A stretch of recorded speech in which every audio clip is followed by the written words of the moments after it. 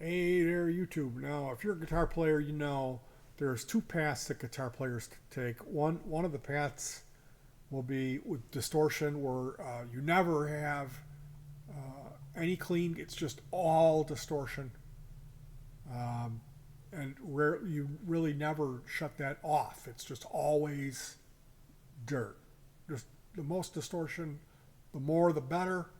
Crancus Maximus, just Dimebag Darrell, just and then you'll read about people who are older who sometimes shut the distortion box off, and it's amazing. Um, I was one of those guys who was on that path, and now I've switched over and I've been playing clean. So I'm using a rangemaster. I built this. I built the silicon one, and I built a germanium. Surprise, surprise! I like the germanium one better, but I'm not. If you knew me, you know how much I hate people that gatekeep and do like try to make something out of nothing, or try to influence, try to put themselves up by putting people down, try to act like they're special or they have something that you don't have. It's not what this is about. I really hoped that the silicon one that they would be the same, but they're different, and I much prefer the GE one. So looking at the original design, it's got a real low value input capacitor. So immediately your guitar is neutered of all low frequency. And I found I was running booster pedals that had fat, like a lot of bass to make up for that. I was doing different things. Long story short, I'm not Hendrix. I don't have a wall Marshalls. I'm not a pro player. I don't play for an audience. I'm using a NUX MG30 amp modeler, so I'm using like matchless Roland Jazz Chorus. I'm using AC15, AC30 amp models with reverb and delay. Um, this thing has an effects loop, and you can move the positioning of that. So I'll move it all the way over to like the first thing in the chain, and I like running this rangemaster in there. I built two. I built the silicon version, and I built a germanium version, and they both have the same modifications. There's a potentiometer, so the sound comes off the input jack, and first thing it sees in the circuit is a capacitor that just neuters all of the lows. It only lets the treble through. It's called a treble boost. Now, I had read a lot, and people were saying that when they designed this, that was a real daring move to put that value of capacitor in there. That maybe you could tame it down and use a lower value. Some people were saying use a rotary selector switch and have a bunch of different values of capacitors on there. Again, it doesn't make you a better human being simply because you know about that or talk about it. I think that's a ridiculous idea, and I would never do it. And that's why I'm telling you that up front, because I'm not trying to put myself up on some pedestal talking about ridiculous things and acting like I'm hip that way. I've never tried it, but I think it's overkill. I think it's ridiculous. I think I wouldn't want that, right? But if I was going to build the ultimate Rangemaster for studio use, I would have two of them. I'd have two capacitor selector vari cap circuit assemblies with a pot to pan in between them. How's that sound? Anyway, when I built mine, I did not want to stray real far away from the stock value of 5.6, is it? I went with a 4, I think 4.7 was my high end. On the low end, I put 47 nanofarad. Now, I played that for 3 months, and I was compensating for it by using real bass heavy pedals just after the Rangemaster and adjusting things. And it was taking too much of my guitar's natural tone and throwing it to ground. So I thought, why don't you use your noggin, take that high value capacitor, disregard when they made it, Take that high value, throw it out. Take your value that you have now, where you're always setting the potentiometer all the way over to that pot, and move that over so it's sitting where your high side cap should be. And then put like a 10 time lower, 10x, larger capacitor on your low side. So the least amount of low frequency and mid kill you'll experience is designated by the 47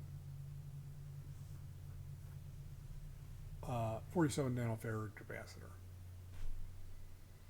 And the most would be a 470 nanofarad. Well, we didn't have the 470, we had a 680, excuse me. You could use a 1 nanofarad. You could, but I wouldn't recommend. That's going too far with it.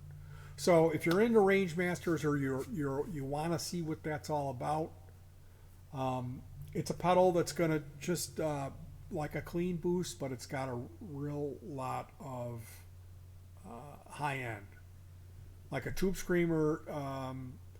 This is not like a tube screamer. It's even more. It gives you a real lot of high end. And stock, like I said, it kills too much of the lows. So for me, right now I'm running a 100 kb linear potentiometer. You take the two capacitors, my recommendation is a 47 nanofarad and a 470 nanofarad. And you'll tie together two of the lugs. These existing lugs solder to lugs 1 and 3 of your potentiometer. You bridge lugs 1 and 2 with a potentiometer. Lug 3 of the potentiometer also has additional, you run 2 straight wires going back to where C1 is where the capacitor solders into the board. So yeah, those wires come out of where the original 4.7 or is it 5.6 cap is supposed to wire in. And one of them will go to lug 3 of your potentiometer, which,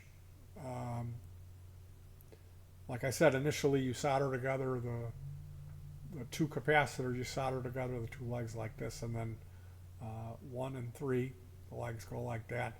And then one of those wires, there's a pair of them, one of the wires will go to the lug 3 of the pot, which is shared with the connection for the one of the capacitors. And then where these two are buddies, that's where the other wire goes to where the spare leads of the capacitors have been joined. And then the additional lead coming off through the set of capacitors connects through to lugs 1 and 2 of the potentiometer. That's how I wired this up.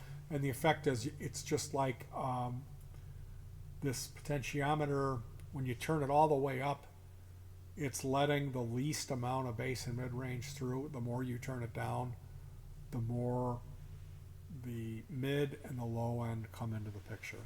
So that's my modification for a Rangemaster. Again, I love it. I love this Rangemaster pedal.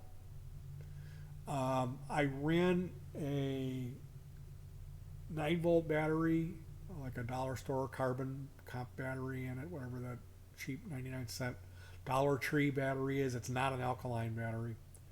And it lasted like it.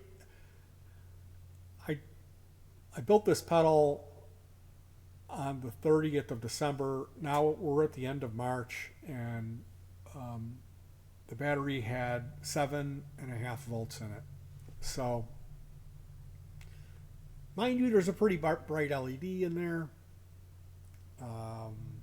Ultimately, what I'm going to do is install a charge pump to flip-flop the polarity, and then I can run it off the external power pack that it's running on now. The pedal board has its own little power pack on the outside of it. But you can't combine positive and negative polarity pedals in the same circuit. It'll cause a direct short. So How you get away with that is you either install a charge pump which is a little circuit. That's a whole nother story. Those typically people use these 1440 ICs. I don't like using those because you can run into heterodyne oscillation, which is just a high pitch whine. So if you can use a 1054 LT, you're better off. Even better is a 7660 charge pump IC chip. They're more expensive, but when they do produce a heterodyne frequency oscillation, it will be out of the range of human hearing. So the point is, yeah, I built myself a rangemaster. I built the silicon and I built a germanium version, 2 different pedals. And I did prefer the germanium. Both of those pedals had the same modification, which is a blend pot with 2 capacitors rather than just one input AC blocking capacitor, or it's the main filter cap for the pedal. So I thought I'd be a wise guy, put the stock value in with a 10 times lower, and turns out I turned this knob was all the way down. So thought it might be more useful to get rid of that super high value capacitor, move the one that I had installed as the low over to the high spot, and then put an even lower one in. So the mod that I like to go for with that I would recommend you do if you're interested in modifying a rangemaster is 47 nanofarad on one side and a 470 nanofarad on the other side. And that'll give you enough mids and lows to compete with a normal signal processing. Now, I did purchase, we've got a full tone Fat Boost 2 coming. This is a 4 knob, so it's volume, gain, treble, and bass. I love pedals like that have clean gain. They don't necessarily get real dirty. So that full tone boost is coming. Right now I'm running a EP boost, an Epiphone boost, Exotic Effects EP. That's a great pedal. Great pedal. Absolutely great. It's modified to have higher bump and frequency with the toggles. There's internal toggle switches to give a bright and fat switch. Those are mounted externally on my pedal, and they're goosed, meaning there's slightly adjusted values of the capacitors to give you a more significant boost in treble and upper mids, as well as the fat switch representing the bass side of the equation.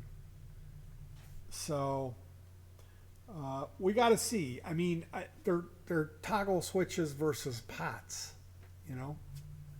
Now, mind you, there's something about the frequency response of that EP boost that I just love. So will I end up replacing that with it? I don't know. But the other pedal I'm going to be building is a Catlin bred Naga Viper. And this is a redesign. It's a modern update on the Rangemaster. Again, this pedal is coming up. The Naga Viper, people like it. People like it. It's a 3 knob pedal, so it's volume, gain, and tone, I believe. They call it like heat or something. I don't know. I really don't know about their marketing stuff, but I do know it runs a 2N22222 transistor, and it's not that goofy reverse polarity. So you don't need to run a charge pump or a dedicated battery. You can daisy chain your power supply. And like I said, I put another 9 volt in there.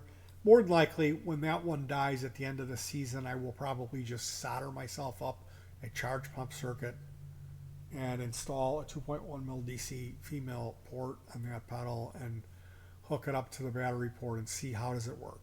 If it doesn't work out for me, I can rip that out of there and run it off the battery again.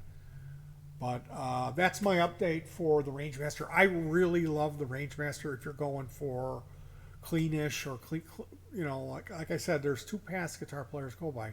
If you're still on that path where everything is just all the way distorted, since I started playing clean, I see guys on YouTube now that play with dirt, and I can't deal with it. I much prefer the sound of the guitar over a highly distorted. And I get it. For certain things, you got to have the distortion, and it sounds great. But there's a lot of guys out there that are playing and actively seeking tones that I despise. I'm not a typical run of the mill, and I'm not trying to put myself that I'm saying I'm better or I'm right. It's just what I like.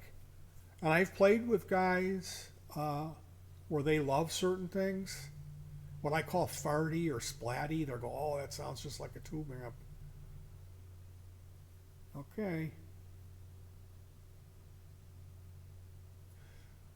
Anyway, wish me luck. We're going on a Craigslist hunt tomorrow.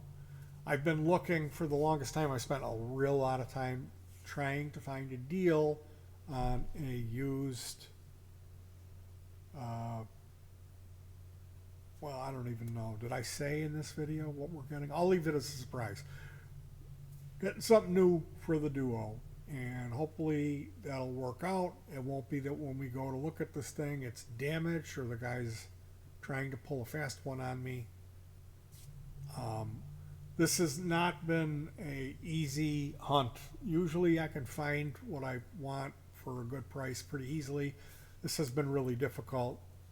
So send me some good vibes. I'll be back more than likely tomorrow showing off our latest purchase. This is something I wanted to get for a long time. We'll talk more about in that video, but I wanted to do another video saying, you know, not only did I do the modification, like I had built it modified, we built a silicon and a germanium version, and they both had the same mod, which is this capacitor blend, 47N and 4.7N on one side, 47N on the other, and I always ran them all the way down. So I put in a 680 NF on this other side of that capacitor and flip-flopped them so they would make sense again, with the value being turning it to the right is more treble, turning it to the left is more bass. We did that modification and I played it through this rig and it sounded phenomenal.